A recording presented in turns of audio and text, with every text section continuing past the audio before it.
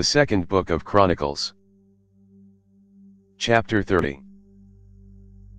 Hezekiah sent to all Israel and Judah, and wrote letters also to Ephraim and Manasseh, that they should come to Yahweh's house at Jerusalem, to keep the Passover to Yahweh, the God of Israel.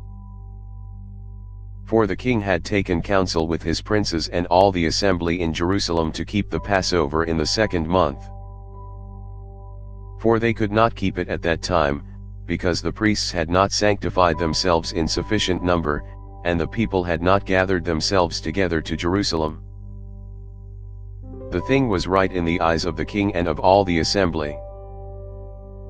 So they established a decree to make proclamation throughout all Israel, from Beersheba even to Dan, that they should come to keep the Passover to Yahweh, the God of Israel, at Jerusalem, for they had not kept it in great numbers in the way it is written.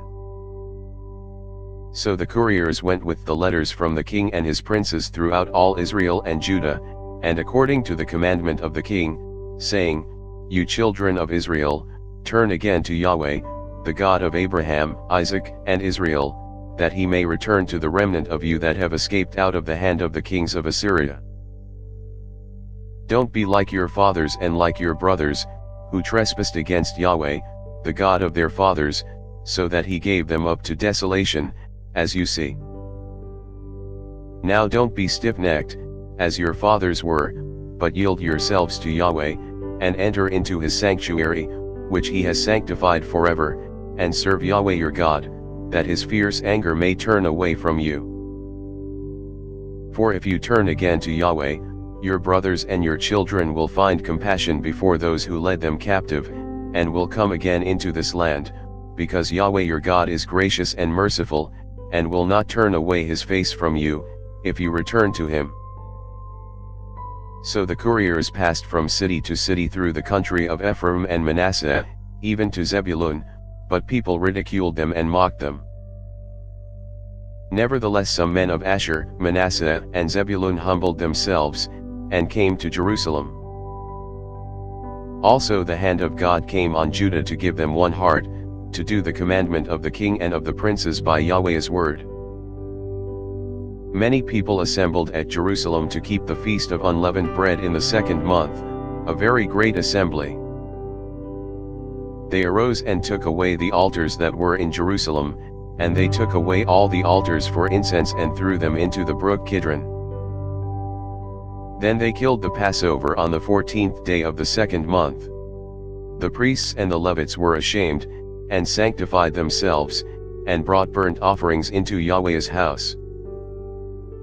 They stood in their place after their order, according to the law of Moses the man of God.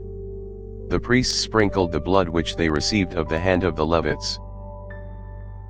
For there were many in the assembly who had not sanctified themselves, therefore the Levites were in charge of killing the Passovers for everyone who was not clean, to sanctify them to Yahweh.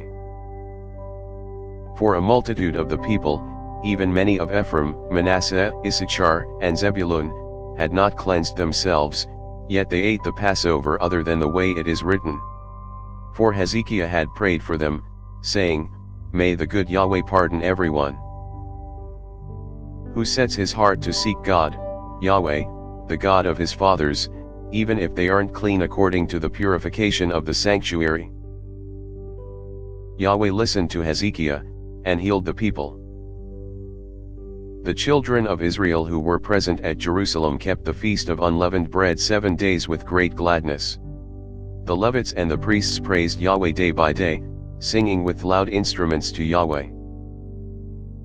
Hezekiah spoke encouragingly to all the Levites who had good understanding in the service of Yahweh. So they ate throughout the feast for the 7 days, offering sacrifices of peace offerings, and making confession to Yahweh, the God of their fathers.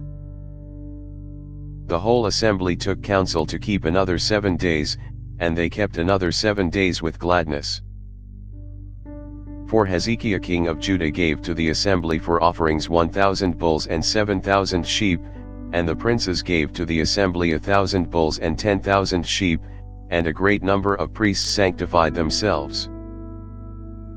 All the assembly of Judah, with the priests and the Levites, And all the assembly who came out of Israel, and the foreigners who came out of the land of Israel, and who lived in Judah, rejoiced. So there was great joy in Jerusalem, for since the time of Solomon the son of David king of Israel there was nothing like this in Jerusalem. Then the Levitical priests arose and blessed the people. Their voice was heard, and their prayer came up to his holy habitation, even to heaven. Thanks for listening. If you liked our video, give us a thumbs up and subscribe, it really helps.